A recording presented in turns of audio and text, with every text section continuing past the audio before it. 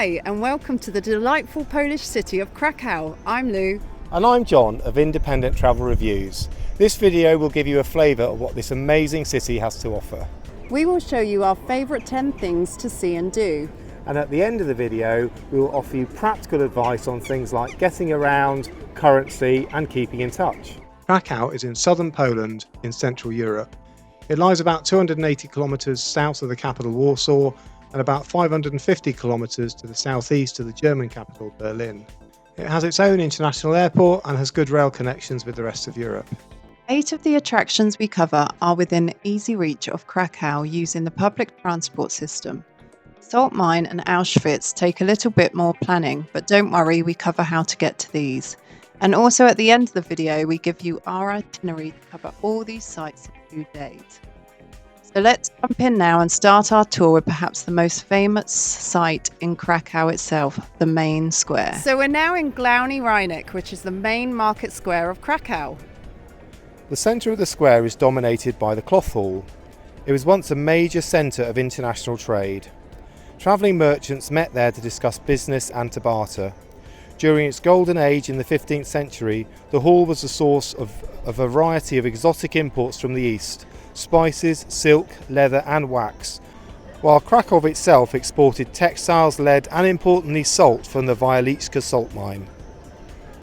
St Mary's Basilica overlooks the square, and from here a bugler sounds their horn on the hour, every hour, 24 hours a day, and we did indeed hear him play. The Town Hall Tower is 70 metres tall. It is the only part of the Town Hall remaining. It's 110 steps to the top. It did say you can go to the observation platform at the top, but you can't. Okay, so we've just climbed the Town Hall Tower, 110 steps, and it leans 55 centimetres, not that you'd notice. I would have said it was brilliant. However, we got to the top and you can't actually go outside. There's only 3 windows you can look at. You can't go outside for safety reasons.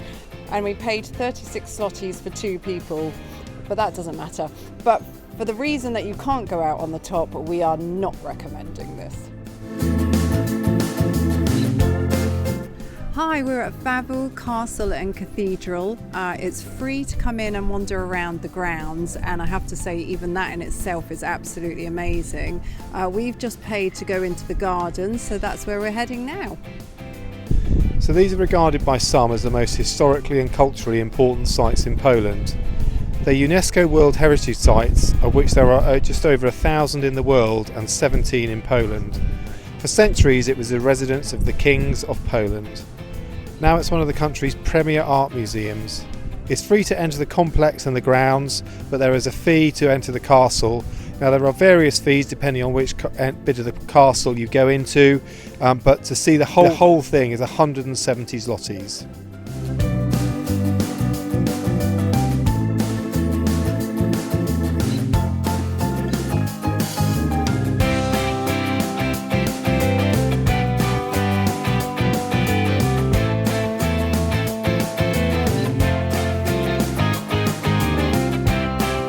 We're now at Kosciuczko Mound, I think that's how you pronounce it, which is about 4 kilometres to the west of Krakow. We got here by public transport, which was a bit of a challenge because we had to get the bus to a main road and then walk about 1.5 kilometres up a pretty steep hill. There is a bus that comes direct, but it's only every 45 minutes, so if you miss that, you kind of got to do what we did. And as you can see, there's some great views from the top.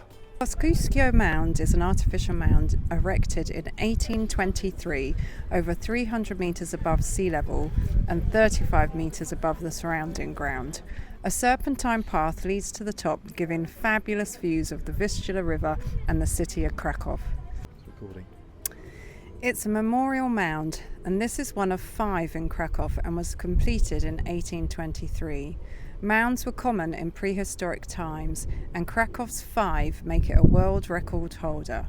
They were often erected as burial sites, although this one was erected in memory of a Polish leader. Right, well, we're now in the Kazimerz district, which is the Jewish district, which is supposed to be all vibrant and outgoing and out there. And we've been wandering through, and we've just come into Planty, which is the square where you're supposed to try the Polish pizza, which is called zapiekanki. So we've just ordered one, and we're just waiting to see what it looks like. Okay, so Kazimerz is the Jewish quarter of Krakow. Before World War II, Krakow had the fourth largest Jewish settlement in Poland, with 65,000 Jewish residents making up 25% of the town's population. It's a lovely area just to wander around, view the street art, have a drink or eat the zapiekanka, if that's how you pronounce it, which is a form of Polish pizza at Planty, which is where we are now. It's a great place to visit for nightlife. The old synagogue, dating back to 1407, is here. It was renovated in the 1950s after it was destroyed during World War II.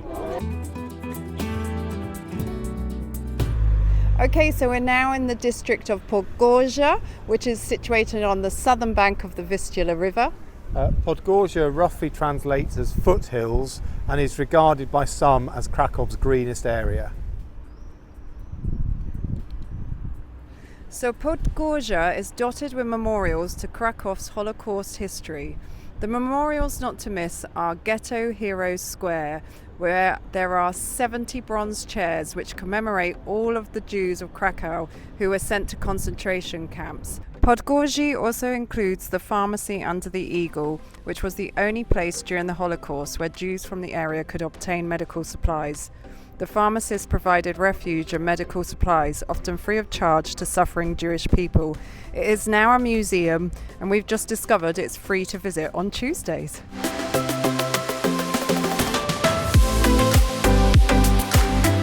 So we're now at Oskar Schindler's enamel factory, which I'm quite excited about because I re-watched Schindler's List last night, and it was amazing and really upsetting, so I'm really glad we found this place. Oskar Schindler's factory is a former metal item factory in Krakow and is now a museum. It showcases the wartime experience in Krakow during World War II. The guidebooks say you should allow 2 hours to visit. It's open 7 days a week, but only 10 a.m. to 2 p.m. on Mondays. It costs 36 zlotys, or about $9 to enter, but as is often the case in Poland, it's free to enter on a Monday. We found the museum to be very crowded and agree with elements of both of these TripAdvisor reviews.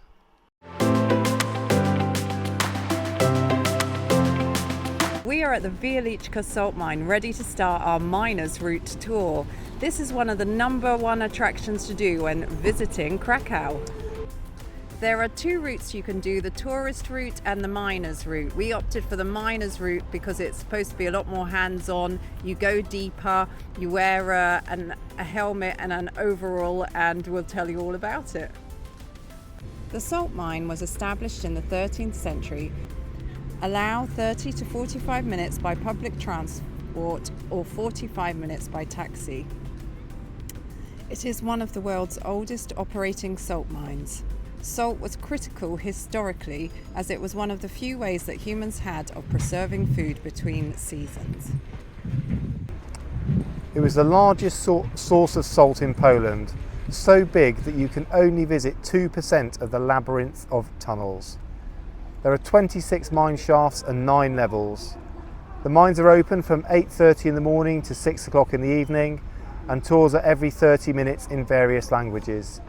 The 2 routes are the tourist route and the miner's route. It lasts about 2 hours. You go about 60 metres below the surface, and we had a great time, and the miner's route comes thoroughly recommended.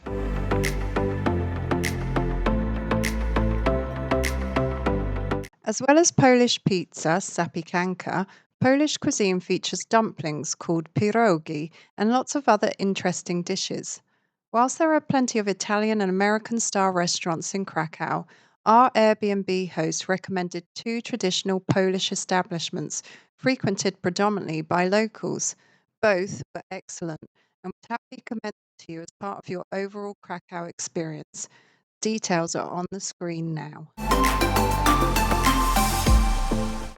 Yeah. Hi, so we're just chilling in Planty Park, which is a 4-kilometre park that encircles all the way around the old town. Planty Park is a lovely area to relax and escape the heat if you're there in the summer. The Vistula River splits the Krakow Old Town and Castle area from the Podgorze part of the city and makes a great area to wander around and admire the buildings when the weather is good. You could also take boat trips on the river.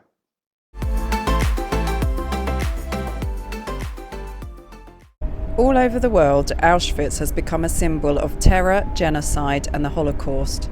It was established by Germans in 1940 in the suburbs of Auschwitz, a Polish city that was annexed to the Third Reich by the Nazis.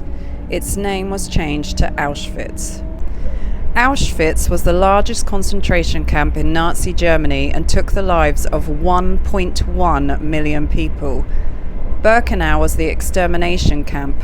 Both stand as a symbol of one of the darkest chapters in 20th century history and are visited by 1 to 2 million people every year.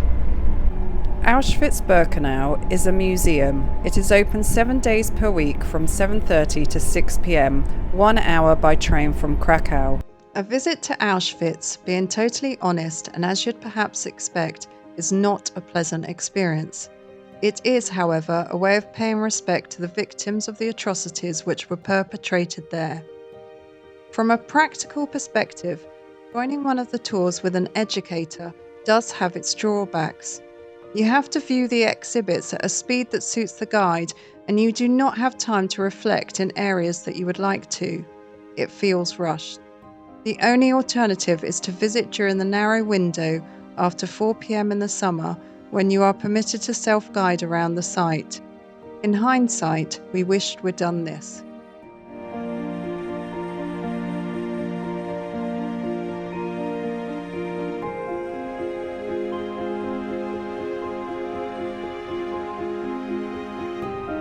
Do not go away just yet, because still to come is information about the Krakow Card and some more of the museums in Krakow, plus as promised information about getting around the city, what currency to use and keeping in touch. In addition to the museums that we've already covered, there are multiple other museums in Krakow. Many of these are covered by a card called the Krakow Card. Now, that card does not cover many of the attractions that we cover in our video, and for that reason we don't recommend it for this itinerary, but if your thing is museums, then you may want to review that. Krakow's excellent network of trams and buses make it really easy, fast and cheap to get around the city. Combined with walking, this is a great way to see the sights and attractions. Alternatively, Uber also has a good presence in Krakow. Direct currency conversion, or DCC, is abundant in Poland. This is where the credit card terminal or the ATM offers to do the foreign transaction for you. Our advice is always to avoid this and pay in local currency.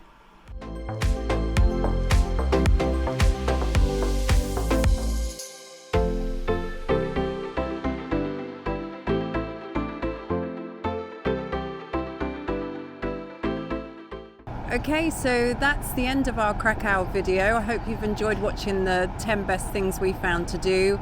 We both really enjoyed Krakow. I don't really know how to explain it other than it has just got a really nice feel to it.